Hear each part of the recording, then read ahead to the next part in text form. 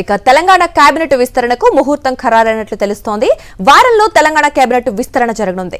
విస్తరణలో భాగంగా పలువురు మంత్రుల శాఖలను మార్చనున్నారు. 2-3 మంత్రులకు ఉద్వాసన పలికే అవకాశం ఉన్నట్లుగా ఉంది. ఇక శాఖల మార్పు సంకేతాలతో 80% పైగా తమ శాఖలో పూర్తయిన పనులకు రిబ్బన్ కటింగ్ చేసేందుకు మంత్రులు సిద్ధమయ్యారు. కేబినెట్ విస్తరణ ప్రక్షాళనతోనే కొండ ఎపిసోడ్ కు ఎండ్ కార్డ్ వేసే యోచనలో ఉన్నారు ప్రభుత్వ పెద్దలు. తెలంగాణ మంత్రివర్గ విస్తరణపై మరిన్ని అప్డేట్స్ మా కరెస్పాండెంట్ రాకేష్ అందిస్తారు. రాకేష్, చెప్పండి, తెలంగాణ మంత్రివర్గ విస్తరణ ఉంటుందంటున్నారు. అందులో కొండ ఎపిసోడ్ కూడా ఇక్కడే ఎండ్ కార్డు పడేలా ఉంది అంటున్నారు. ఏంటి అప్డేట్స్?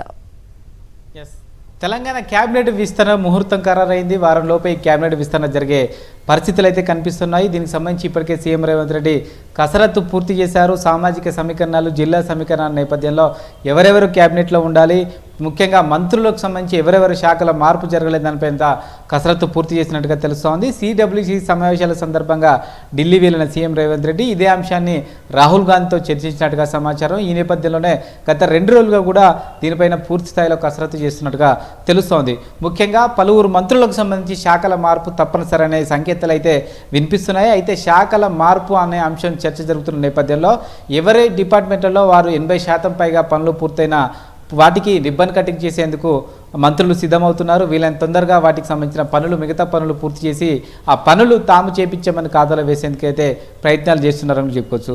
ఇక ఒకరిద్దరు మంత్రులకు సంబంధించి ఉద్వాస తప్పదనే సంకేతాలు వినిపిస్తున్నాయి. గతంలో కూడా ఈ చర్చ జరిగిన నేపథ్యంలో ప్రస్తుతం కొండా సురేఖ ఎపిసోడు ఇతర మంత్రుల విషయంలో పనితీరాగా కూడా ఉద్వాసన తప్పదనే పరిస్థితులు అయితే కనిపిస్తున్నాయి. ఒకరిద్దరు శాఖల మార్పు కనుక జరగడంతో పాటు ఒకరిద్దరి మంత్రులకు సంబంధించి ఉద్వాసన కూడా జరిగే అవకాశం ఉన్నట్టుగా తెలుస్తోంది. ప్రస్తుతం కేబినెట్లో ఇంకా ఇద్దరికి మంత్రులుగా తీసుకోవడానికి అవకాశం ఉంది.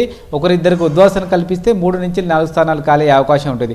ఈ నేపథ్యంలో సామాజిక సమీకరణాలకు సంబంధించి యాదవ సామాజిక వర్గానికి కానీ, మున్నూరు సామాజిక వర్గానికి కానీ, ఇలా చూస్తే నిజామాబాద్ జిల్లాకు కానీ, ఇటు రంగారెడ్డి జిల్లాకు కానీ వీటికి ఇప్పటివరకు కేబినెట్లో అవకాశం కల్పించలేదు. ఇప్పుడు కేబినెట్ ప్రక్షాళన, ఉద్వాసన ద్వారా లేదంటే సంబంధించి శాఖల మార్పు ద్వారా ఈ మొత్తం వ్యవహారం ద్వారా కసరత్తు చేసి జిల్లా ఈక్వేషన్ ప్రకారం నిజామాబాద్కు అలాగే ఉమ్మడి రంగారెడ్డికి ఫుల్ఫిల్ చేయడం, అలాగే యాదవ అలాగే లంబాడ బీసీ కోటల మిగతా వర్గాల వారికి సంబంధించిన వాటి విషయంలో క్యాబినెట్లు తీసుకోవడం, వీటిపైన పూర్తి స్థాయిలో కసరత్తు పూర్తి చేసినట్టుగా తెలుస్తూ ఉంది. అయితే ఈ మొత్తం వ్యవహారంతోనే కొండా ఎపిసోడ్కి ఒక ఫుల్ స్టాప్ పెట్టే ఉద్దేశంతో పార్టీ అధిష్టానం కూడా ఉన్నట్టుగా తెలుస్తోంది.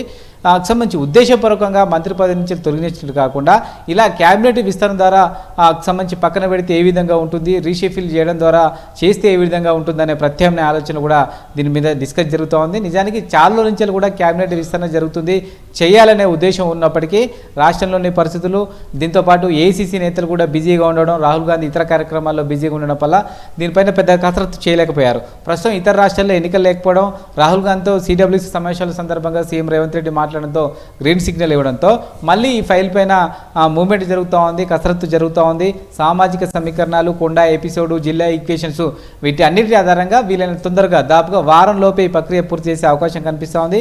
సెప్టెంబర్ 7 నుంచి అసెంబ్లీ సమావేశాలు నిర్వహించాలని ఇప్పటికీ ప్రభుత్వం నిర్ణయించిన నేపథ్యంలో ఆలోపే దీనికి సంబంధించిన ప్రక్రియ పూర్తి చేసే విధంగా కసరత్తు చేస్తున్నట్టు తెలుస్తోంది. ఈ నెల 31న కేసీ వేణుగోపాల్ విదేశీ పర్యటన ముగించుకొని తిరిగి ఢిల్లీకి రాబోతున్నారు. ఆలోపే పార్టీ ముఖ్య నేతలు ఢిల్లీకి వెళ్లి కలిసి ఈ అంశంపైన డిస్కస్ చేసే అవకాశం ఉంది. Right Rakesh, thanks for the updates.